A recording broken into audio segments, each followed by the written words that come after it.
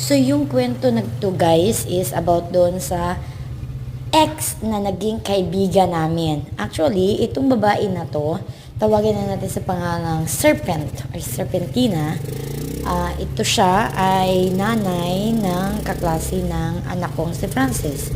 So, itong babae na to, nagkukwento doon sa ibang mga nanay or sa ibang mga tao doon na parang akala niya siguro is very close na niya, eme-eme. So, yun na nga guys, ang sabi niya, kaya daw ako nag-vlog, nag-video para daw magpainggit. Pagpapainggit daw itong ginagawa ko. Hoy, Mariusip guys.